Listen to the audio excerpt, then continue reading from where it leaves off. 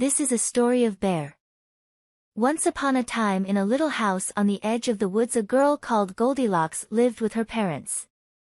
One morning she woke up as the sun was streaming through her window. Thinking it was time for school, she leapt out of bed. Goldilocks pestered her mother.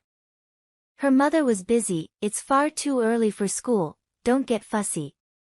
Why don't you go out for a walk? You can pick some blackberries on the way back so we can make a pie for dinner tonight, she suggested. Goldilocks readily went into the woods with a basket looking out for blackberries. She was so immersed in herself that she went further and further into the woods. After humming and walking for a while, she began to feel hungry and tired. At some distance, she saw a cottage and thought, perhaps I could get something to eat there and have a rest.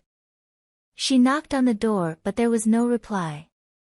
She pushed the door gently and to her surprise, it opened. Cautiously she went in. Hello, she called, but there was no reply. The door opened into a kitchen and she could smell something delicious.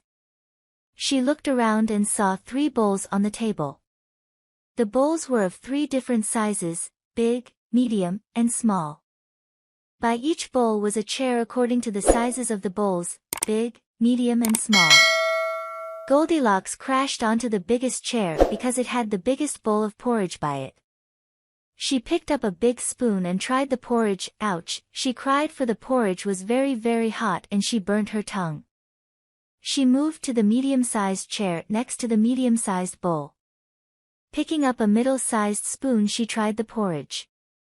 Yuck, she said, for it was way too cold. She got up and sat on the smallest chair near the smallest bowl. Picking up the smallest spoon she tried the porridge. It was perfect. So, very, very quickly Goldilocks ate all the porridge up. When she was just about to finish the porridge in the smallest bowl, she heard a strange creaking sound. As soon as she ate the last spoonful, the legs of the chair she was sitting on broke and she landed with a bump on the floor. Because she had eaten so much of porridge and because of the bump, she felt very sleepy. She wanted to take a small nap, so she explored the cottage for a bed to lie down. Upstairs, she found a great big bed. She climbed up onto it but, oh, it was so hard. Then she found a medium-sized bed. She climbed into it but it was so soft she felt as though she would disappear in it. Then she found a small bed. It felt just right, so she climbed right into it, pulled the covers over herself and was soon fast asleep. As soon as she fell asleep the owners of the cottage came back. The owners were 3 bears, Daddy Bear, Mummy Bear and Baby Bear. They had gone out for a walk in the woods before breakfast and now they were hungry. What's this? Growled Daddy Bear. It looks as though someone's been messing with my porridge and whoever it is has left muddy footprints on my chair. Mummy Bear came to look. You're right, my dear, she said in her soft growl, someone's been messing with my porridge too, and I'm sure the cushion on my chair has been sat on. Then Baby Bear began to cry. Someone's been messing with my porridge and they've eaten it all up and they've broken my chair as well, he sobbed in his little, squeaky, growl. All the 3 bears were wondering who had been into their cottage and caused damages. They looked around the house and went upstairs. Well, growled Daddy Bear, someone's been in my bed, but where is this someone?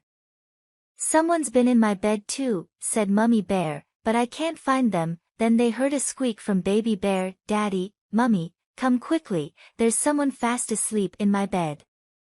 Daddy and Mummy Bear raced into Baby Bear's room and stood around his bed. She woke with a surprise and was frightened to see 3 bears all looking down at her. Before they could talk to her, she jumped out of bed, out of the window and ran away through the woods back to her home because she didn't know that they were really gentle, friendly bears. Well, I never, growled Daddy Bear scratching his head, my grandfather told me people were strange. Fancy eating all that porridge and then running away.